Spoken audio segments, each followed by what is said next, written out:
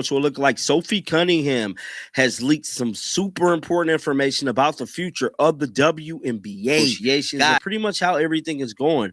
Now, this is an article that came out early this morning, kind of depicting everything Sophie Cunningham had to say. It's being reported that Sophie Cunningham sounds alarms with WNBA CBA negotiations. Sophie Cunningham's most recent WNBA CBA update is not what fans want to. Sophie Cunningham went on her podcast and delivered a message that has the entire WNBA community on edge. She didn't hold back or tiptoe around the topic. She bluntly stated that the ongoing CBA negotiations are heading toward a potential lockout, calling the situation dumb several times. If her warning proves accurate, the 2026 season could be at serious risk of being canceled. The big question now: will WNBA players stand firm and risk losing the season over these negotiations, or will someone cave before it's too late? Share your predictions below. Our CBA is so dumb right now that it's heading towards the lockout. So no progress. No. Just nothing. Honestly, nothing. We get weekly emails from the PA side of things, and it's just so dumb. Yeah. Dumb. We need to discuss what Sophie Cunningham just revealed on her podcast, because it's the most candid, no-holds-barred update about the WNBA CBA talks in months. And to be honest, it's not promising for anyone eager to watch basketball this season. Let's break down the current situation. Since the season wrapped up in October, the WNBA and the Players Association have been negotiating a new collective bargaining agreement. Fast forward to mid-January, and it seems nothing has progressed. Both sides remain deadlocked with no end in sight. This is a bigger deal than it may appear. Right now, WNBA free agency should be in full swing. Normally, this is the highlight of the offseason. Teams making moves, players changing teams, and rosters shaping up for the year ahead. But free agency is on hold until a new CBA is finalized. So instead of trade updates and signing news, we're stuck waiting for the powers that be to figure out how to divide the money. And we've got comments by way of Sophie Cunningham. We also got the Rebecca Lobo comments. But let's start here. Let's start with this low-rent BS from the Players Union. And I got to tell you, I keep talking about the way these players look, the way they're acting. They're making this league feel like it's almost like a minor league system of another professional league, like AA baseball.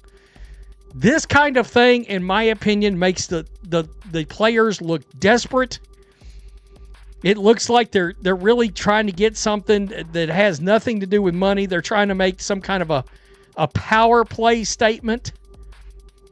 But the WNBA put this out. I know a lot of people's already covered this, but I at least wanted to have this up here going into the two other things I've got.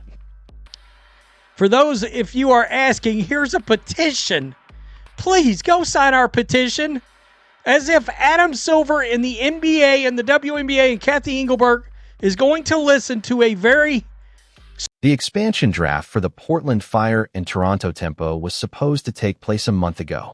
These are the two new teams entering the league, and they need the draft to assemble their rosters before free agency can even begin. But that process is also stalled without a finalized CBA.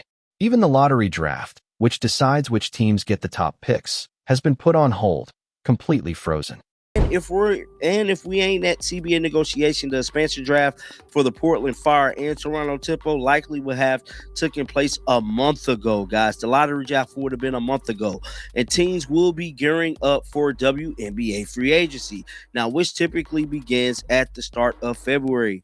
The entire 2026 season is on pause because the league and the players still can't reach an agreement on revenue sharing and the salary cap. And if this standoff continues, it's not just a delayed season we're facing. It could end up being canceled entirely. On her podcast, Show Me Something, Sophie Cunningham essentially confirmed the fears everyone has been quietly holding, but no one wanted to say aloud. She was discussing a trip to Phoenix for some promotional work when the topic turned to the CBA negotiations. Her exact words? She said it's heading towards lockout and called the whole situation dumb 3 times in just 30 seconds. This isn't polished corporate PR. It's not a carefully crafted statement from the Players Association. This is Sophie Cunningham, never one to sugarcoat, telling everyone straight up that the negotiations are a mess and no progress is being made. Here's what's really at the heart of this standoff, and why negotiations are moving at a glacial pace. Around Christmas, the Players Association submitted a proposal requesting 30% of gross revenue and a team salary cap of roughly $10.5 million. The league's most recent offer, delivered in early December, included about 70% of net revenue for players along with a different salary cap plan. The key difference is critical. The players want 30% of gross revenue, while the league is offering 70% of net revenue. Those numbers might seem similar at first glance, but gross revenue is all the money coming in, whereas net revenue is what's left after expenses are deducted. The league's offer of 70% of net revenue could actually translate to less money in total than 30% of gross, depending on what the league counts as expenses.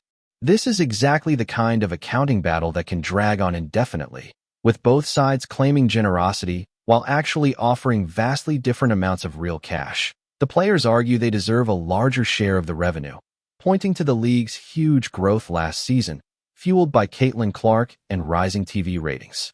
The owners counter that the league still isn't profitable and they can't hand out money that doesn't exist. Caught in the middle are the fans, who just want to watch the games, and the players, who simply want to play. Sophie Cunningham noted on her podcast that the Players Association sends weekly emails, but the updates are always the same. Nothing is moving forward. This is extremely frustrating for everyone involved. And here's where the timeline starts to look alarming. We're now in mid-January. If talks continue into February without a deal, we're already dangerously close to jeopardizing a normal season start. But if negotiations stretch into March with no agreement, the 2026 season could be effectively over, finished, not just delayed. Why March? Because Team USA has basketball games scheduled for September as part of their international competition calendar. The WNBA season usually runs from May through October. If a lockout pushes the start to late spring or summer, the season would have to be crammed into a condensed schedule. Players would be exhausted, the quality of play would drop, and it would overlap with Team USA commitments. It's the same challenge they faced with the Olympics last year, when the season had to pause for the Paris Games. But this time it would be even worse. Trying to squeeze a full season into such a short window would lead to injuries and burnout, and no one wants to watch basketball played under those conditions. For Caitlin Clark fans, this situation is pure agony. Clark hasn't played competitive basketball since the playoffs ended in October, already 4 months without seeing the league's brightest star on the court. Fans have been eagerly waiting for the new season so they can watch her in action again, and now there's a real chance that wait could stretch across the entire year. Clark has already confirmed she won't be participating in Unrivaled, the 3-on-3 league happening right now, and she's not playing overseas either. She's simply training and preparing for the WNBA season. But if there isn't one, what's next? Does she sit out an entire year? That seems almost unthinkable for a player entering her prime. There's also Project B, the new league set to start in November, which could serve as an alternative for players if the WNBA season ends up canceled. Project B still hasn't fully launched, and it's uncertain whether the league would speed up its timeline to fill the gap if the WNBA experiences a lockout.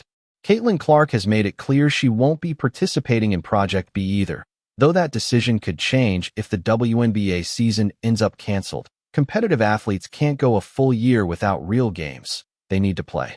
That means some players who previously insisted they'll only compete in the WNBA might reconsider if a lockout actually happens. Sophie Cunningham's remarks suggest she sees a lockout as more likely than just a remote possibility, a major departure from the official, optimistic statements both sides have been issuing. Unlike the polished messaging, Sophie spoke bluntly, saying exactly what everyone is thinking. This situation is ridiculous. It's not improving, and a lockout seems increasingly likely. The fact that Sophie Cunningham is receiving weekly emails from the Players Association with little more than no updates, nothing's changed, shows just how deadlocked these talks are. Negotiations have been dragging on for months, and the two sides aren't even close enough to have meaningful back-and-forth discussions. They're just holding their ground, waiting for the other side to give in. For fans, it's maddening because it all feels completely avoidable. The WNBA just wrapped its most successful season ever in terms of ratings, attendance, and mainstream attention.